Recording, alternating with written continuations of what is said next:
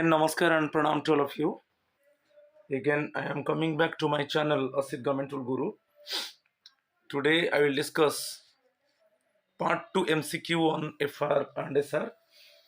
So, different exams around the corner, principal and vice principal examination of KVS, also assistant commissioner exam of KVS, then section officer, assistant section officer, financial officer.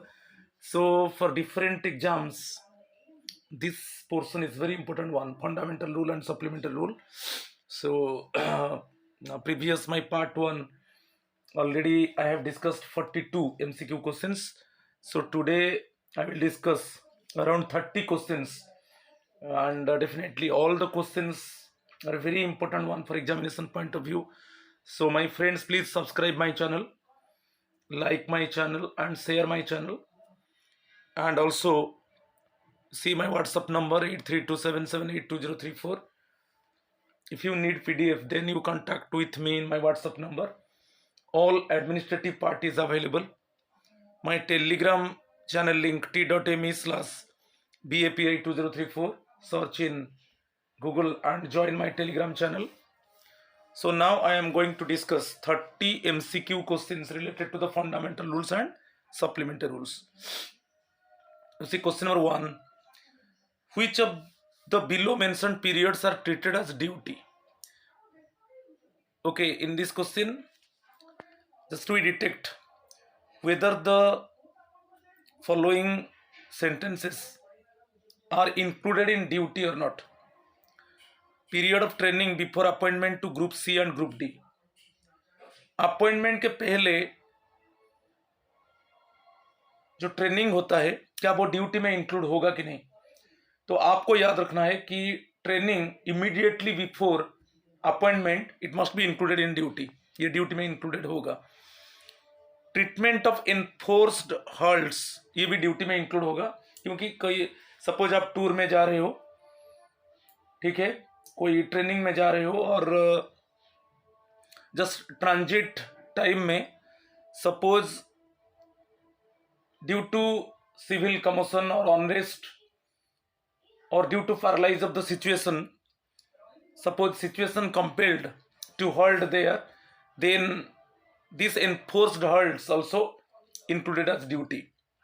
Attending departmental examinations, so जब आप departmental examinations attend कर रहे हो, जिस day में attend कर रहे हो, वो भी ड्यूटी में इंक्लूड होगा. ओके, बहुत इंपॉर्टेंट है. तो answer is B D, it is all of the above, right, very important one. चलो क्वेश्चन नंबर 2 को चलेंगे.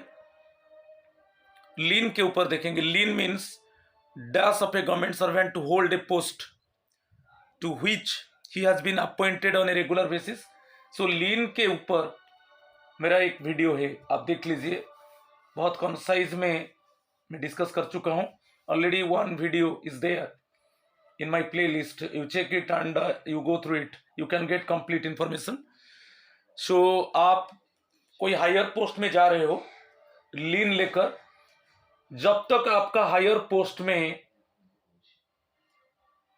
आप टेम्पररी में हो, जब आपका हायर पोस्ट में आपका परमानेंट नहीं हुआ है, आपका वहां पर हायर पोस्ट में आपका प्रोबेशन क्लियर नहीं हुआ है, तो आपका पेरेंट पोस्ट के ऊपर लीन रहेगा. तो वो प्रोबेशन जो हायर पोस्ट में जब आप और कोई डिपार्टमेंट को चले गए टेक्निकल रेजिग्नेशन देकर, मगर हायर पोस्ट में जाना है, टेक्निकल रेजिग्नेशन दे दिया, आप अदर डिपार्टमेंट में जाकर हायर पोस्ट में ज्वाइन करोगे, तो इस केस में क्या है, आपको लीन लेना पड़ेगा. आप लीन ले लिया तो वहां पर आपका जो नया पोस्ट है, वहां पर आपका प्रोबेशन क्लियर नहीं हुआ है, तो आप 2 साल के अंदर रिटर्न कर सकते हो आपका पेरेंट पोस्ट को. ठीक है, नॉर्मली जो लीन पीरियड होता है 2 इयर्स होता है, और एक्सटेंशन भी होगा. सपोज वहां पर प्रोबेशन क्लियर नहीं होगा, प्रोबेशन पीरियड 1 ईयर एक्सटेंड हो गया, तब आपको आपका पेरेंट डिपार्टमेंट को, वहां पर आपका जो करेंट डिपार्टमेंट है उसको इन्फॉर्म करना है, और आपका पेरेंट डिपार्टमेंट को भी इन्फॉर्म करना है कि मेरा प्रोबेशन पीरियड 1 ईयर एक्सटेंड हो गया, तो मेरा लीन पीरियड को एक्सटेंड कर दिया जाए. ठीक है, मगर नॉर्मली लीन पीरियड 2 इयर्स होता है. और जब का आपका न्यू पोस्ट में, जो हायर पोस्ट में आप गया, वहां पर जब आपका पोस्ट परमानेंट हो जाएगा, ऑटोमेटिकली आपका जो पेरेंट पोस्ट के ऊपर लीन था वो ऑटोमेटिकली टर्मिनेट हो जाएगा। तो ये मेरा वीडियो देख लीजिए। तो लीन मीन्स एक टाइटल है। ओके, यहां पर दिया है, देखिए, post designation title position. Actually lien means title of a government servant, बहुत इंपॉर्टेंट है। To hold a post to which he has been appointed on a regular basis. तो जब तक आप जब लीन में हायर पोस्ट में चला गया आप, और आपका पेरेंट पोस्ट के ऊपर लीन है, जब तक आपका न्यू पोस्ट में आपका परमानेंट नहीं हुआ है, तब आप रिटर्न कर सकते हो आपका पेरेंट पोस्ट को। ठीक है, तो लीन मीन्स एक टाइटल है। राइट आंसर इज बिट सी। तो इसको मेरा वीडियो देख लीजिए, लीन के ऊपर है। चलो question number 3, what is subsistence grant? ये FR9 सबसेक्शन 27 आप याद रखिए। इसके ऊपर भी क्वेश्चन आ सकता है, सब्सिस्टेंस ग्रांट के ऊपर है। तो 4 ऑप्शंस दिया है। Monthly grant made to a government servant under suspension, तो ये सस्पेंशन नहीं है, ये सब्सिस्टेंस अलाउंस मिलता है आपको सस्पेंशन टाइम में। Monthly grant made to a government servant who is not in receipt of pay और leave salary. Monthly grant made to a government servant as a matter of additional pay, ये नहीं है। Monthly grant made to a government servant for a specific addition to the work responsibility. Specific addition और the work of responsibility special pay में जाएगा। Additional पे, ठीक है, additional पे आपका पर्सनल पे हो सकता है। जो सेकेंड वाला है वही करेक्ट है। मंथली ग्रांट जो आपको मिल रहा है, okay, made to a government servant who is not in receipt of pay और लीव सैलरी। सपोज आपको पे और लीव सैलरी नहीं मिल रहा है, तो ये मंथली ग्रांट जो मिल रहा है उसको हम सब्सिस्टेंस ग्रांट बोलेंगे। तो आंसर इज बिट बी। इसको अच्छे से देख लीजिए। और ये FR जो है, FR9, ओके, अंडर सेक्शन 27 में सब्सिस्टेंस ग्रांट के ऊपर है। बहुत इंपॉर्टेंट क्वेश्चन है, याद रखिए। क्वेश्चन नंबर 4, ज्वाइनिंग टाइम, ये बहुत इंपॉर्टेंट है। Joining time is mentioned under FR, तो FR9 में है। FR9 सेक्शन 10 देख लीजिए, बहुत इंपॉर्टेंट है। तो जो ज्वाइनिंग टाइम मेंशन किया गया है वो फंडामेंटल रूल 9 सबसेक्शन 10 में उसको मेंशन किया गया है। तो अभी आपको आंसर मिल गया, आंसर इज बिट बी। बहुत इंपॉर्टेंट है, इसको याद रखिए। ठीक है, question number 5, what is the maximum period of retention of lien when appointed to another central government office or state government in normal course? Normal course में मैं अभी बताया था, जो आपका पेरेंट पोस्ट के ऊपर लीन रहेगा वो 2 इयर्स रहेगा। ओके, यदि आपका जो न्यू पोस्ट है, यह लीन कब हमको मिलता है? जब आपको चाहे अदर सेंट्रल गवर्नमेंट डिपार्टमेंट और अदर स्टेट गवर्नमेंट डिपार्टमेंट में जब हायर पोस्ट में आपको एक्चुअली आपको हायर पोस्ट मिला, तब आप लीन लेकर वहां पर न्यू पोस्ट में ज्वाइन कर लो। ठीक है, लीन कभी लोअर पोस्ट में नहीं मिलेगा। आपका जो पोस्ट है उस, ओके, अदर डिपार्टमेंट में, चाहे सेम सेंट्रल गवर्नमेंट हो कि स्टेट गवर्नमेंट हो, उसमें जब आपको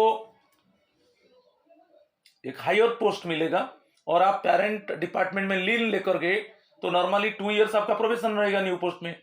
तो 2 इयर्स के अंदर आप रिटर्न कर सकते हो, लीन लिया है तो।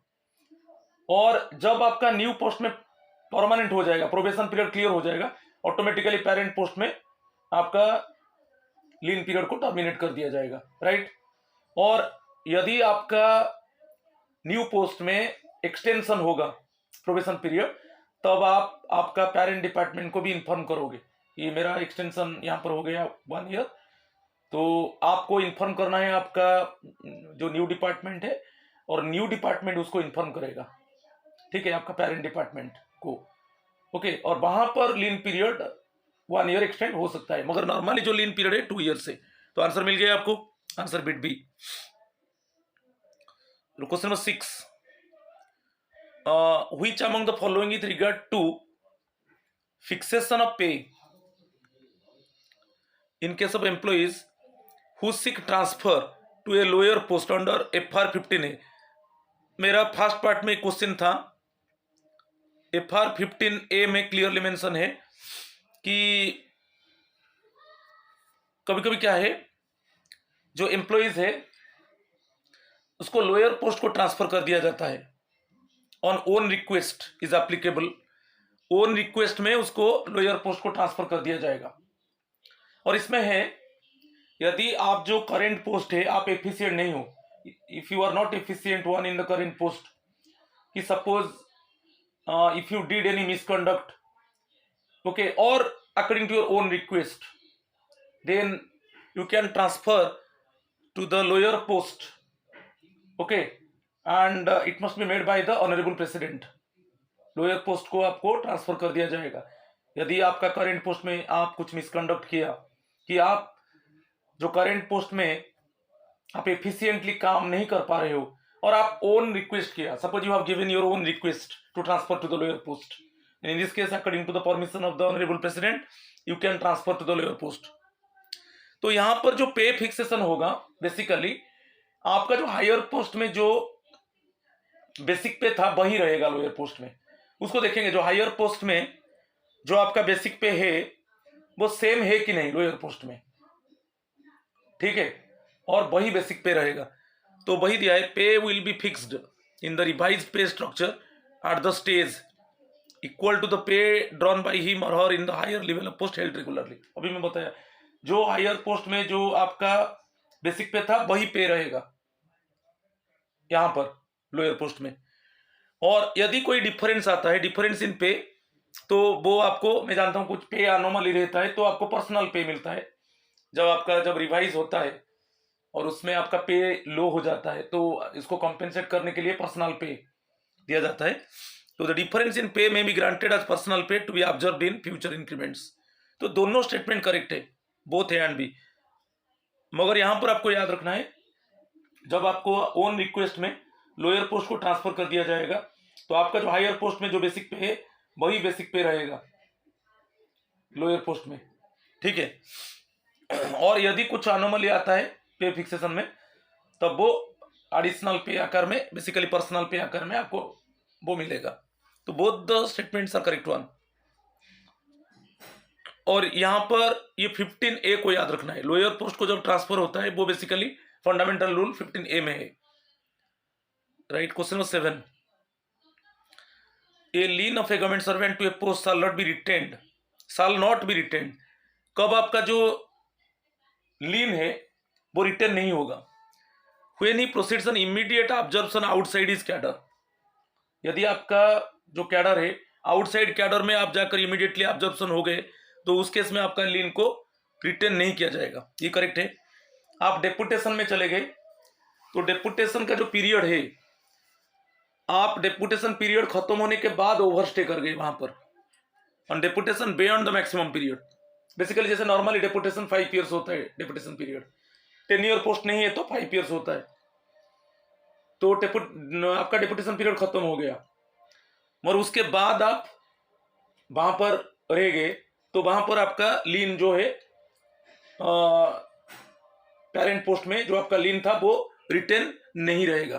तो दोनों करेक्ट है, ये दोनों को अच्छे से देख लो, ठीक है। आउटसाइड कैडर में आप जाकर ऑब्जर्व हो जाते हो, proceeds an immediate observation outside is cadre. Outside cadre में जाकर इमीडिएटली आपका ऑब्जर्व हो जाते हो, मीन्स आपका वहां पर परमानेंट हो जाता है। जब आपका तो ऑब्जर्वेशन मीन्स आप ओके आप वहां पर परमानेंट हो गए, तो परमानेंट हो गए मीन्स यहाँ पर आपका पेरेंट पोस्ट के ऊपर लीन को रिटेन नहीं किया जाएगा। और अदर में डेपुटेशन जितना पीरियड के लिए आप गए हो, for how many years actually, it means you have gone for deputation, beyond that if you stay there then automatically on your parent post, okay, lien cannot be retained. So both are true one. Answer is bit C, right? चलो question number 8, personal pay means additional pay granted to a government servant due to loss of a substantive pay up. मैं बताया था personal पे revision time में यदि आपका पे में लॉस आता है उसको कॉम्पेंसेट करने के लिए पर्सनल पे दिया जाता है।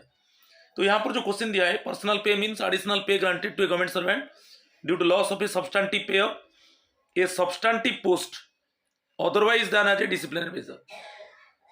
ओके, ये करेक्ट है।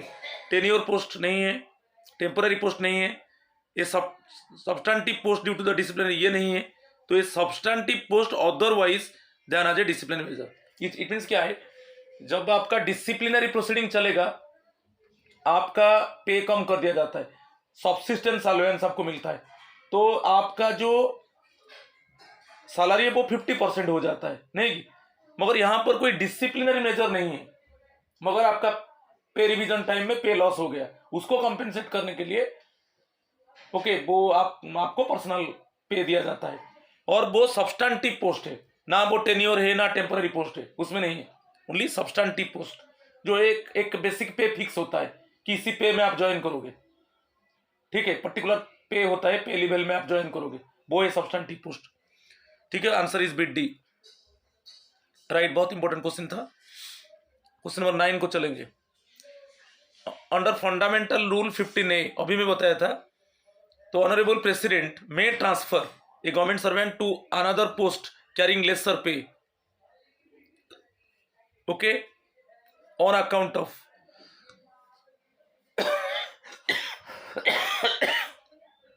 तो ऑनरेबल प्रेसिडेंट ने आपको एक लोअर पोस्ट को ट्रांसफर करेंगे। तो मैं अभी बताया था कि इनएफिशिएंसी, सपोज आपका करेंट पोस्ट में आप इनएफिशिएंट हो, करेक्ट है, सपोज आपको मिसकंडक्ट और मिसबिहेवियर किया, इस केस में ऑनरेबल प्रेसिडेंट आपको लोअर पोस्ट को ट्रांसफर कर सकते हैं। और आप ओन रिक्वेस्ट दिया, ओन रिक्वेस्ट से आप बोला कि मुझे लोअर पोस्ट को जाना है, तो इस केस में actually honourable president may transfer to a government servant to a lower post. तो ये answer all of the above होगा। ठीक है, बहुत इंपॉर्टेंट है, बहुत बार क्वेश्चन आया है, वो फंडामेंटल रूल को याद रखना है, रूल 15A को याद रखना है। ओके, कैरिंग ए लेसर पे on account of, right, answer is bit D. Question number 10, A government servant retains lean acquired on A post, क्या जो कंडीशंस दिया है क्या वहां पर लीन पीरियड को रिटेन किया जाएगा? सस्पेंशन में लीन रहेगा, ओके, फॉरेन सर्विस में आपका लीन रहेगा, पेरेंट पोस्ट के ऊपर लीन रहेगा, लीव पीरियड में आप लीव में चले गए, आपका पोस्ट के ऊपर लीन रहेगा, वो पोस्ट में और किसको अपॉइंटमेंट नहीं दिया जाएगा। तो suspension, foreign service, period of leave, तो आपका पोस्ट के ऊपर लीन रहेगा। ठीक है, तो तीनों एक्चुअली वो पूछा है रिटेंस लीन, तो तीनों के ऊपर लीन रहेगा, तो answer D, all of the above. ये भी बहुत इंपॉर्टेंट है। ओके, डिसिप्लिनरी प्रोसीडिंग चल रहा है, आप सस्पेंड हो गए मगर आपका पोस्ट के ऊपर और किसको अपॉइंटमेंट नहीं दिया जाएगा। वैसे ही आप फॉरेन सर्विस में चले गए, ओके, तो इस केस में आपका पेरेंट पोस्ट के ऊपर लीन रहेगा। सिमिलरली आप लीव में चले गए तो आपका एज यूजुअल मैनर आपका पोस्ट के ऊपर लीन रहेगा। तो आंसर इज बिट डी। ये बहुत बार क्वेश्चन आया है।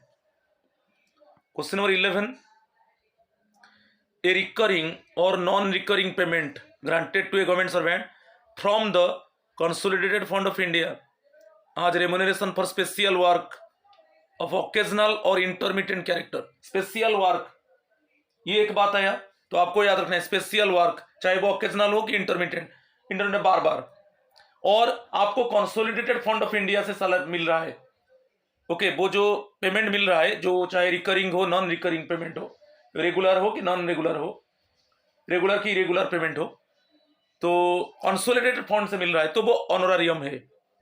जो फी है वो बेसिकली मिलता है other than the consolidated fund of, okay, India की कंसोलिडेटेड फंड ऑफ स्टेट और consolidated fund of union territory. आपको याद रखना है, जो फी मिलता है आपको, चाहे आप कोई प्राइवेट बॉडी में गवर्नमेंट का परमिशन लेकर प्राइवेट बॉडी में काम करोगे और कोई पब्लिक बॉडी में काम करोगे, ठीक है, और कोई कोऑपरेटिव सोसाइटी में आप काम करोगे गवर्नमेंट का परमिशन लेके, और वहां पर आपका कोई ऑफिशियल ड्यूटीज में हम पर नहीं होगा, तो वहां पर आपको जो फी मिलेगा वो other than the consolidated fund, other than the consolidated fund. तो फी केस में other than the consolidated fund, मगर ऑनोरेरियम केस में basically the receipt is made only from the consolidated fund of India.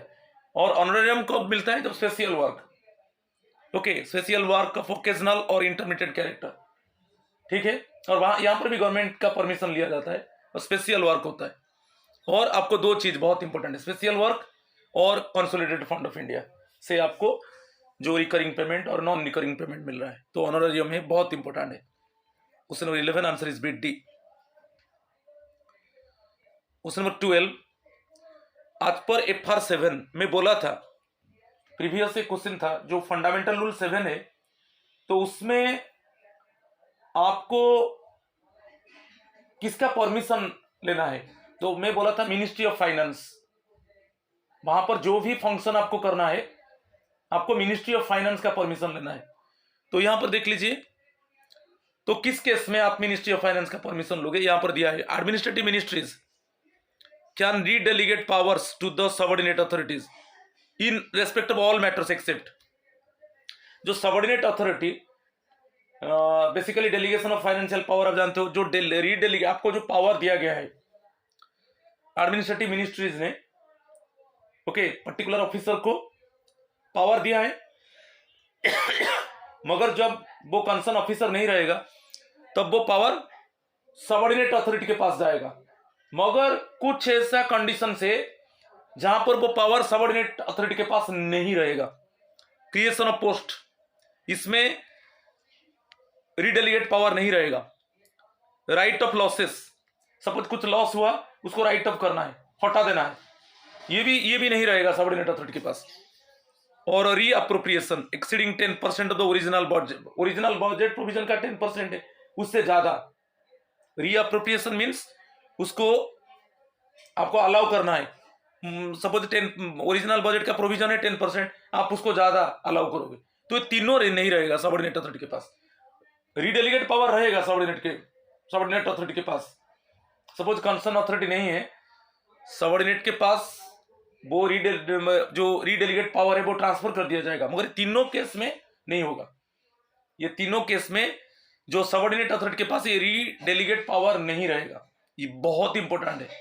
तो आंसर यहां पर D होगा। आपको याद रखना है, creation of post, right of losses, जो पेटी लॉस हुआ उसको हटा देना है, ये नहीं हो कर सकता सबऑर्डिनेट। कोई पोस्ट क्रिएट नहीं कर सकता कि जो बजटरी प्रोविजन है, जो 10% of the original budgetary provision, उससे ज्यादा अलाउ नहीं कर सकता। तो इस सबऑर्डिनेट अथॉरिटी के पास ये रीडेलीगेट पावर नहीं रहेगा। रीडेलीगेट पावर रहेगा मगर except, okay, all these 3 things. तो आंसर इज बिट डी, बहुत इंपॉर्टेंट है, FR7 को याद रखना है। 13, foreign service means service in which a government servant, foreign service आप जानते हो, चाहे PSU हो, public sector undertaking, autonomous body, corporate body, right. तो इसमें जब आप चले जाते हो वो फॉरेन सर्विस है। और फॉरेन सर्विस में एक बहुत इंपॉर्टेंट है, जिससे आपको सैलरी जो मिलेगा after permission of the central government, वहां पर जो आपको सैलरी मिलेगा after the permission of the central government, but the salary actually का जो सोर्स रहेगा वो कंसोलिडेटेड फंड से नहीं रहेगा, other than the consolidated fund रहेगा, ठीक है। तो foreign service means the concern employee rendering service, okay, in other departments like चाहे प्राइवेट बॉडी और एनी पब्लिक बॉडी और PSU और ऑटोनोमस बॉडी, पार्शियली और fully funded by the government, but actually salary is coming from the source other than the consolidated fund of India, state and union territory। तो यहां पर answer मिल गया, answer is bit D, any source other than the above, okay. यहां पर government का, central government का permission, यहां पर एक क्वेश्चन आता है, तो आपको जो पे मिलेगा वो after the permission of the central government, मगर आपको जिस सोर्स से मिलेगा वो, okay, other than the consolidated fund of India और स्टेट और यूनियन टेरिटरी। ये बहुत इंपॉर्टेंट है, answer is bit D, okay. Question number 14, fundamental rules is applicable to, किसके लिए एप्लीकेबल है देख लीजिए। Fundamental rules, government servants whose pay is debitable to civil estimates, इनके लिए एप्लीकेबल है civil estimates. Any other class of government servants to is the president may by general or special order declare them to be applicable. तो honourable president जब declare करते हैं कौन मना कर सकता? Defence accounts department personal, defence accounts department personal, ठीक है, उनके लिए भी एप्लीकेबल होगा, जो बेसिकली अकाउंटिंग वर्क में इन्वॉल्व है। ओके, तो उनके लिए एप्लीकेबल होगा, क्योंकि वो डिफेंस डिपार्टमेंट का, ओके, जो कहा जाता है कि सिविलियंस, जो बेसिकली अकाउंटिंग वर्क, जो क्लरिकल की, जैसे सेक्शन ऑफिसर के ऑफिस सुपरिटेंडेंट, उनका काम करते हैं, उनके लिए एप्लीकेबल होगा। तो ये तीनों के लिए एप्लीकेबल होगा, all the above. Okay, answer is B D. ये भी बहुत इंपॉर्टेंट है, इसको याद रख लीजिए। Question number 15, act as defined under the fundamental rules means, जो फंडामेंटल रूल्स में एक्ट को कैसे डिफाइन किया गया है? Government of India act, Indian independence act 1947, ये तो नहीं है। रेगुलेटिंग एक्ट तो नहीं है। Representation of the people act नहीं है। तो it is a government of India act, answer is B. Okay, it is a government of India act. Question number 16, which among the following allowance can not be treated as a compensatory? मैं बोला था compensatory allowance क्या है? Hard area allowance है, कि suppose आपका eccentric climatic condition, ठीक है, कि suppose remote corner area, you are working in remote corner area, hilly area, okay, hard area, तो इस केस में आपका पर्सनल एक्सपेंडिचर को मीट करने के लिए कॉम्पेंसेटरी अलाउंस दिया जाता है, चाहे रिमोट एरिया हो, चाहे हार्ड एरिया हो, चाहे हिली एरियाज हो, ओके, तो चाहे डिफिकल्ट एरिया हो related to the climatic condition, इस एरिया में आपका पर्सनल एक्सपेंडिचर को मीट करने के लिए कॉम्पेंसेटरी अलाउंस दिया जाता है। तो which among the following can not be treated दिया है, can not be treated, special compensatory allowance, bad climatic allowance, project allowance, ये होगा। सॉम्पटुअरी नहीं होगा, क्योंकि सॉम्पटुअरी अलाउंस क्या है, जो 1 जुलाई 2017 से उसको अबोलिश कर दिया गया। जो एंटरटेनमेंट अलाउंस होता है, जब विजिटर्स को, जो विजिटर्स आते हैं, ऑफिशियल विजिट करते हैं, उनका एंटरटेनमेंट के लिए एक अलाउंस मिलता है, तो वो अलाउंस को एक्चुअली सेंट्रल गवर्नमेंट ने अबोलिश कर दिया है 1 जुलाई 2017 से। चाहे प्रोजेक्ट अलाउंस हो, बैड क्लाइमेट अलाउंस हो, स्पेशल कॉम्पेंसेटरी अलाउंस हो, मैं बोला था जो आपको डेपुटेशन अलाउंस मिल रहा है वो, ठीक है, जो डेपुटेशन अलाउंस वो भी जाएगा कॉम्पेंसेटरी में। और आपका ट्रैवलिंग अलाउंस में सपोज आप कुछ ज्यादा पैसा खर्च करते हो जब आप विजिट करते हो हार्ड एरिया को, कि रिमोट एरिया को, कि आप सपोज हिली एरियाज को, और वहां पर भी आपको ट्रैवलिंग अलाउंस में भी इसको एडजस्ट किया जाता है, ठीक है। तो यहां पर जो आंसर है बी डी है, सॉफ्टवेयर अलाउंस इसमें नहीं है, ठीक है। यहां पर और एक कॉम्पेंसेटरी अलाउंस के ऊपर क्वेश्चन है। Compensatory allowance means an allowance granted to meet personal expenditure necessitated by the special circumstances in which duty is performed। तो ये हो गया, स्पेशल सर्कमस्टांसेस में आप जब ड्यूटी कर रहे हो तो आपका पर्सनल एक्सपेंडिचर को मीट करने के लिए, ओके, ये जो अलाउंस दिया जाता है वो कॉम्पेंसेटरी अलाउंस है। Does the meaning of compensatory allowance including a travelling allowance? क्या कॉम्पेंसेटरी अलाउंस में ट्रैवलिंग अलाउंस भी रहेगा?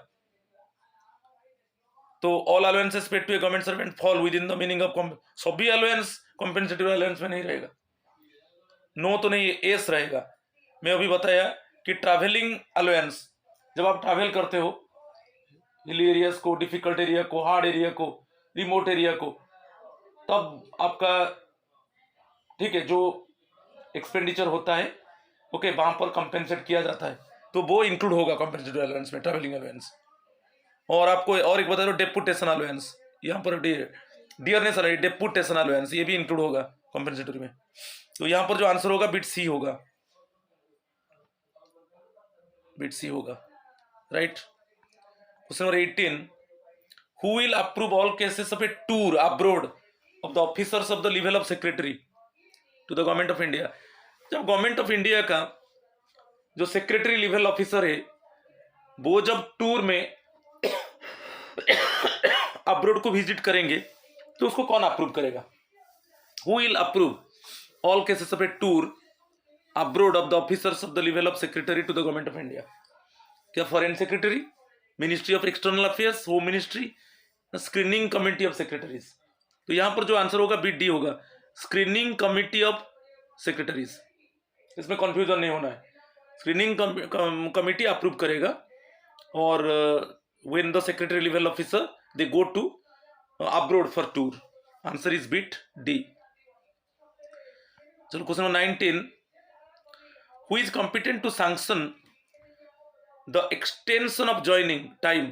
तो ज्वाइनिंग टाइम के ऊपर आप देख लीजिए, जो नॉर्मली मैक्सिमम ज्वाइनिंग टाइम है 15 है, मैक्सिमम 15 है नहीं कि इसको पहले मैं डिस्कस कर चुका हूं। मिनिमम 10 है, मगर आप उसी स्टेशन में नहीं, मिनिमम क्या है, यदि मिनिमम पूछेगा मिनिमम 1 होगा, क्योंकि सेम हेडक्वार्टर में यदि आपका ट्रांसफर होता है, सेम हेडक्वार्टर में आपका ट्रांसफर होता है और वहां पर आपको 1 डे ज्वाइनिंग टाइम मिलेगा, आप नहीं लोगे तो वो ईएल, बेसिकली ईएल में क्रेडिट हो जाएगा। अब जानते हो जितना ज्वाइनिंग टाइम मिलता है आप इसको यूज नहीं करोगे तो वो ईएल में क्रेडिट होगा, मगर सेम हेडक्वार्टर में सेम स्टेशन में आपका ट्रांसफर होगा तो 1 डे मिलेगा। तो मिनिमम 1 है, मैक्सिमम 15 है। मगर यहां पर दिया है who is competent to sanction the extension of joining time up to the maximum of 30 days. तो नॉर्मल तो ज्वाइनिंग टाइम आपको पता चल गया, up to 1000 kilometre 10 days, more than 1000 to 2000 12 days, more than 2000 kilometre 15 days. और वो आपका जो ओल्ड हेडक्वार्टर है वहां से काउंट होता है। और यहां पर मैक्सिमम 30 डेज तक नॉर्मल ज्वाइनिंग टाइम को क्रॉस हो गया, अप टू मैक्सिमम 30 डेज। इसको कौन परमिशन देगा? हेड ऑफ द डिपार्टमेंट, आपको याद रखना है। आंसर इज बीट है, head of the department, right. बहुत इंपॉर्टेंट है। Question number 20, an employee in transit on transfer directed to proceed to a place different from that indicated in the original transfer order। आप अभी transit में हो, आप अभी जा रहे हो न्यू स्टेशन में ज्वाइन करने के लिए, मगर ऑन द वे में आपको इंस्ट्रक्ट किया गया कि आप जो ऑर्डर में जो स्टेशन है वहां पर आप ज्वाइन नहीं करोगे, और एक स्टेशन को आपको दे दिया गया, ठीक है। तो जब आप ऑन द वे में, जब ट्रांजिट टाइम में आपका जो न्यू हेडक्वार्टर उसको चेंज कर दिया गया, तो वहां पर क्या होगा? So shall be entitled to fresh joining time in addition to the joining time already availed. ये करेक्ट है, क्योंकि कुछ ज्वाइनिंग टाइम तो आप अवेल कर चुके हो। जब आपको ऑर्डर मिलेगा वहां से फिर वहां से आपको फिर न्यू हेडक्वार्टर को जाना है। जो न्यू हेडक्वार्टर अभी इमीडिएटली आपको ऑर्डर मिला कि आपको जो ऑर्डर मिला था जिस स्टेशन को जाने के लिए, अभी मत जाओ, आपको एक न्यू प्लेस असाइन किया गया, तो आपको एडिशनल ज्वाइनिंग टाइम मिलेगा। जो ज्वाइनिंग टाइम आप अवेल कर चुके हो तो अभी फिर आपको एडिशनल ज्वाइनिंग टाइम मिलेगा, और वहां से जिस प्लेस में आपको ऑर्डर मिलेगा, न्यू ऑर्डर मिलेगा, the fresh joining time will be calculated. कहां से कैलकुलेट होगा? मैं अभी बताया, जिस प्लेस में आपको न्यू ऑर्डर मिला उसी प्लेस से आपको फिर काउंट कर दिया जाएगा। उसी प्लेस से आपका जो न्यू हेडक्वार्टर असाइन किया गया उसका डिस्टेंस क्या है, उसके हिसाब से आपको फिर एडिशनल ज्वाइनिंग टाइम मिलेगा। The fresh joining time will calculated from the place at which he got the revised orders. जिस प्लेस में आपको रिवाइज्ड ऑर्डर मिलेगा, उसी प्लेस से आपको देखना है डिस्टेंस, क्योंकि डिस्टेंस के हिसाब से ज्वाइनिंग टाइम होता है। तो ये बहुत इंपॉर्टेंट है। तो दोनों करेक्ट है, बोथ 1 और 2। तो आपका जब हेडक्वार्टर चेंज हो जाता है ट्रांजिट टाइम में, आपको याद रखना है, जब हेडक्वार्टर चेंज हो जाता है, जो न्यू हेडक्वार्टर चेंज हो जाता है, तो आपको एडिशनल ज्वाइनिंग टाइम मिलेगा। और जो फ्रेश ज्वाइनिंग टाइम मिलेगा ऑन द वे में, तो वो कैसे कैलकुलेट होगा? जिस प्लेस में आपको रिवाइज ऑर्डर मिलेगा उसी प्लेस से काउंट होगा। बोथ 1 और 2 true 1। Answer is bit C, बहुत इंपॉर्टेंट है। 21, who is competent to sanction the extension of joining beyond 30 days. मैं बोला था मैक्सिमम ज्वाइनिंग टाइम 15 डेज है, अप टू 30 डेज तक हेड ऑफ द डिपार्टमेंट। और कभी कभी क्या है, बियॉन्ड 30 डेज, क्योंकि आपको याद रखना है 8 डेज प्रिपरेशन में, 8 days preparation, 8 days preparation, then transit time, then आ जाएगा, देन हॉलीडेज। तो इससे एडजस्ट होता है। सपोज वो बियॉन्ड 30 डेज हो गया तो वहां पर किसका अप्रूवल चाहिए, वो basically approval concern department of government of India का अप्रूवल चाहिए, क्योंकि up to 30 days head of the department, और बियॉन्ड 30 डेज हो गया आपका joining time, concern department of government of India, जिस डिपार्टमेंट में आप काम कर रहे हो उसका परमिशन चाहिए। ठीक है। मगर up to 30 days head of the department. Answer is bit D. 22. What is the maximum number of unavailed joining time that can be credited to EL account of a government servant who has 298 days at credit? मैं अभी बताया, जैसे आपका जो joining time आपको मिला, आप उसको यूज नहीं किया तो वो क्रेडिट हो जाएगा आपका ईएल में। सपोज जैसे आपको 10 डेज ज्वाइनिंग टाइम मिला, आप उससे 2 डेज यूज किया, मगर अदर 8 डेज क्या होगा, अदर 8 डेज वो बेसिकली ईएल में क्रेडिट हो जाएगा, क्योंकि 2 डेज ओनली अवेल किया आप। तो वैसा ही आपका अभी ईएल 298 है, ठीक है, और जो अनअवेलिंग ज्वाइनिंग टाइम है वो कितना यार्ड होगा। Okay, what is the maximum number of unavailing, जो जितना है, सपोज आपका 10 डेज है, अभी आपका ईएल 298 है, आप 2 डेज अवेल किया, ऑन अवेल कितना है, 8 डेज है। और एक बार समझा देता हूं, जैसे आपको 10 डेज जेटी मिला, ज्वाइनिंग टाइम मिला, 2 डेज आप अवेल किया और बाकी 8 डेज रह गया ना, ये ऑन अवेलिंग है, मगर आपका अभी ईएल 298 है आपका सर्विस बुक में, इतना क्रेडिट होकर है, तो कितना उसमें ऐड होगा, तो आप जानते हो मैक्सिमम कितना रहेगा, 300 डेज, तो मैक्सिमम कितना ऐड होगा, 2 डेज। ठीक है, 8 डेज वहां पर ऐड मत करो, यहां पर जो ऐड होगा 298 प्लस 2, क्योंकि 300 ईएल रहेगा, right. Question number 23.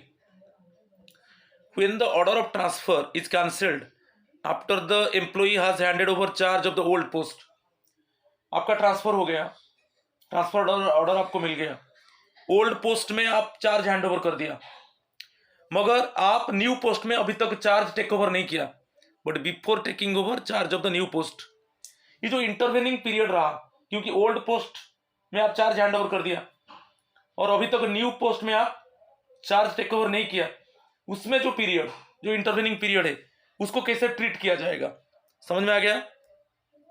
Old post में चार्ज हैंड ओवर कर दिया, न्यू पोस्ट अभी तक आप न्यू पोस्ट में चार्ज टेक ओवर नहीं किया, उसमें जो इंटरवेनिंग पीरियड को कैसे ट्रीट किया जाएगा, EL, SCL special casual leave, joining time, EOL extra ordinary leave, actually उस पीरियड को ज्वाइनिंग टाइम में ट्रीट किया जाएगा। ठीक है, समझ में आया, ये बहुत इंपॉर्टेंट है, answer is bit C. Question number 24. What are the allowances admissible during suspension, suspension time में आपको सब्सिस्टेंस अलाउंस मिलता है नहीं, तो बेसिकली जो लीव सैलरी का 50% आपको मिलेगा, तो वहां पर क्या होता है, तो क्या क्या अलाउंस मिलेगा, none of these, DA, HRA and transport allowance, DA, HRA, HRA only, DA, HRA, आपको डीए एंड एचआरए मिलेगा दोनों, ओके, ट्रांसपोर्ट अलाउंस नहीं मिलेगा, ओके, डीए, एचआरए दोनों अलाउंस मिलेगा, जो आपका बेसिक पे प्लस डीए है जितना होगा उसका 50% मिलेगा, ठीक है, और एज यूजुअल ऑल्सो आपको एचआरए भी मिलेगा, राइट, तो डीए, एचआरए दोनों मिलेगा, आंसर इज बिट सी। ठीक है, 25. यहां पर थोड़ा पे फिक्सेशन के ऊपर है, आप अभी 1 फरवरी 2021 आपका पे स्केल 47,600 था, लेवल 6 था, इसको याद रखिए, अभी आपका प्रमोशन हो गया, आप लेवल 7 को चले गए, लेवल 7 को चले गए, और लेवल 6 में जो सेल्स में दिया है, वर्टिकल सेल्स में, ओके, पे दे दिया गया है, सिमिलरली लेवल 7 में भी दे दिया गया है। जैसे आपको प्रमोशन हुआ, आपको याद रखना है, आप अभी लेवल 6 में हो, 47,600 है। जब आपका प्रमोशन हो जाएगा लेवल 7 में, उसमें एक आपको इंक्रीमेंट मिलकर इसका जस्ट आगे में चले जाओ तो पे लेवल 6 में देखिए 47,600 के बाद क्या है, 49,000 है। तो फिर आप लेवल 7 में, समझ में आ गया। तो अभी जो आपका लेवल 6 था 47,600 है, जब आपका प्रमोशन हुआ लेवल 7 को, आपको एक इंक्रीमेंट मिलेगा। इंक्रीमेंट होने से क्या हो गया, आप एक जंप कर जाओगे एक स्टेप, तो 49,000 हो गया, 49,000। तो आप देख लीजिए लेवल 7 में यदि 47 लेवल 7 में यदि 49,000 है वो फिक्स होगा, नहीं है तो उससे ज्यादा को फिक्स किया जाएगा, उससे कम नहीं, उससे ज्यादा को फिक्स किया जाएगा। तो भी इसमें 49,000 है तो आपका पे फिक्सेशन में कितना हो जाएगा, 49,000। आंसर इज बीट है। समझ में आया। तो इसको आपको पे फिक्सेशन के हिसाब से इसको याद रखना है, आंसर इज बीट है। तो 47,600 पे लेवल 6 में, इसमें एक इंक्रीमेंट ऐड कर दो, ठीक है। इंक्रीमेंट ऐड करने से 49,000 हो गया। तो पे लेवल 7 को आ जाओ, 7 में आप देखो 49,000 है, नहीं है तो उससे ज्यादा फिक्स होगा, मगर यहाँ पर 49,000 है तो लेवल 7 में आपका प्रमोशन पोस्ट में ये पे फिक्स होगा। समझ में आ गया। Question number 26, when is pension contribution and leave salary the contribution paid to the parent department by the foreign employer। आप अभी फॉरेन सर्विस में हो, जो आप पेंशन कंट्रीब्यूशन कर रहे हो कि लीव सैलरी कंट्रीब्यूशन कर रहे हो, दो चीज आप कंट्रीब्यूट करोगे, pension contribution and leave salary. ये जो कंट्रीब्यूट करोगे तो जो पेरेंट डिपार्टमेंट को पेड कब किया जाएगा, ये कंट्रीब्यूशन को with in 20 days from the end of the financial year, with in 30 days from the end of the financial year, with in 15 days from the end of the financial year, with in 45 days from the end of the financial year. सभी में from the end of the financial year है, मगर जो answer होगा beat C होगा, with in 15 days, with in 15 days from the end of the financial year. ये जो contribution है ना पेरेंट डिपार्टमेंट को जो पेड किया जाएगा, तो वो okay within 15 days from the end of the financial year उसको पेमेंट किया जाएगा, राइट। ये बहुत इंपॉर्टेंट है। तो बेसिकली डेपुटेशन और फॉरेन सर्विस में ये रिलेटेड है, ठीक है। चलो question number 27, what type of work is not covered under the grant of honorarium. Honorarium special work में बताया था, special work after permission of the government, if you do special work occasionally और intermittently, जो recurrent और non recurrent पे होता है, basically source consolidated fund of India. तो इसमें कैलकुलेशन ऑफ इनकम टैक्स, ये एक स्पेशल वर्क नहीं है। प्रिपरेशन ऑफ बिल्स, और ये तो एज यूजुअल वर्क है। Preparation of bills for D arrears, ये ऑनोरेरियम इसमें नहीं मिलेगा। डीपीसी, ये तो कॉमन चीजें हैं, जो हायर ऑफिसर से जो डिपार्टमेंटल प्रमोशन कमिटी, उनको तो करना है, तो ये सब इसमें ऑनोरेरियम नहीं मिलेगा। इज नॉट कवर्ड दिया है, what type of work is not covered, ये तीनों कवर्ड नहीं है, क्योंकि ये सब special work, as usual work है, नॉर्मल वर्क है। तो आंसर बीट ए हो गया। क्वेश्चन नंबर 28 को चलेंगे। आज पर FRSR, which of the following conditions does not constitute, इसमें an anomaly for stepping up pay of senior on drawing less pay than a junior, pay of senior on drawing less pay than a junior। तो इसमें ऐसा एक detect करो जो anomaly नहीं होगा, जिसको हम अनोमली नहीं बोलेंगे। Both the junior and senior should belong to the same cadre, the scales of pay of the lower and higher post are identical, junior officer was drawing more pay than the senior officer by virtue of any advance increments granted to him, the anomaly should be direct as a result of application of FR 22C। now FR 22 okay IA1। तो ये जो दिया है actually third देख लीजिए, इसको हम anomaly नहीं बोलेंगे, इसको देख लीजिए, इसको हम अनोमली नहीं बोलेंगे। कभी कभी क्या है, जूनियर ऑफिसर वाज ड्रॉइंग मोर पे देन द सीनियर ऑफिसर, क्योंकि कभी कभी क्या है, आप जानते हो, सपोज जूनियर ऑफिसर एक अच्छा स्पोर्ट्समैन है, तो टोटल सर्विस कैरियर में तो एक्सीलेंट जो नेशनल इंटरनेशनल गेम में वो पार्टिसिपेट करता है, तो पूरा एंटायर कैरियर में उसको 3 इंक्रीमेंट मिलेगा। तो इस केस में क्या है, जूनियर ऑफिसर का जो पे है वो सीनियर ऑफिसर से ज़्यादा हो जाता है। इसको हम अनोमली नहीं बोलेंगे, ठीक है। तो आंसर यहां पर वही बोला है कि किसको हम अनोमली नहीं बोलेंगे, जब हम pay of senior on drawing less than ही जूनियर और होगा। मगर जब जूनियर ऑफिसर का पे कब ज्यादा होगा, जब सपोज मैं अभी एक एग्जांपल दिया, स्पोर्ट्समैन है, excel in national and international sports, definitely entire service career 3 he or she will get 3 increments. So in that case only his or her pay okay would be more than the senior officer. तो ये तो anomaly नहीं होगा, तो यहां पर third only. बहुत बार ये क्वेश्चन आया है, ओके। तो मैं बोला था जो एग्जाम ओरिएंटेड क्वेश्चन है उसी को मैं डिस्कशन करूंगा। तो question number 29, what are the contributions payable to the lending authority when a government servant is sent on foreign service in India. Suppose यदि गवर्नमेंट एम्प्लॉय को फॉरेन सर्विस में भेज दिया गया, तो कौन सा कंट्रीब्यूशंस पेमेंट किया जाएगा लैंडिंग अथॉरिटी को। मैं अभी बताया था 2 कंट्रीब्यूशंस को पेमेंट किया जाएगा लैंडिंग अथॉरिटी को, पेरेंट डिपार्टमेंट को। एक है पेंशन कंट्रीब्यूशन, एक है leave contribution, leave salary contribution. तो दोनों को देख लीजिए। Contribution towards the cost of pension ये जाएगा पेरेंट डिपार्टमेंट को। Contribution on account of the cost of leave salary ये भी जाएगा। अदर 2 नहीं है, ये दोनों चीज, एक है कंट्रीब्यूशन टुवर्ड्स पेंशन और एक है contribution related to cost of leave salary, ये दोनों जाएगा, जिसको बोलते हैं लीव सैलरी कंट्रीब्यूशन और पेंशन कंट्रीब्यूशन। ओके, ये पेरेंट डिपार्टमेंट को जाएगा, okay, within 15 days from the end of the financial year. अभी इसके ऊपर एक क्वेश्चन किए थे, तो यहां पर I करेक्ट है, तो आंसर इज बिट बी, ठीक है। आज का last question, identify what is the maximum rate of transport allowance for case paid to an inquiry officer. Retired बोला है, रिटायर्ड ऑफिसर है और वो उसको असाइन किया गया inquiry officer. Maximum transport allowance कितना मिलेगा, ओके, अकॉर्डिंग टू FRSR।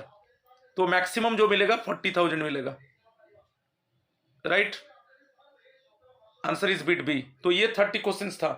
तो अभी टोटल में 72 क्वेश्चंस डिस्कस कर दिए, पार्ट 2। फिर वेट कीजिए नेक्स्ट डे और 30 to 40 क्वेश्चंस में लाऊंगा, क्योंकि बहुत इंपॉर्टेंट पार्ट है और ये बहुत डिमांड था FRSR के ऊपर। जो भी एग्जाम ओरिएंटेड क्वेश्चन है मैं डिस्कस कर रहा हूँ। तो आज इतना ही है। तो please subscribe my channel, like my channel and share my channel. Definitely it would be beneficial for others, right? So again, namaskar and pranam to all of you. Okay, next part 3, just you wait. Namaskar to all of you.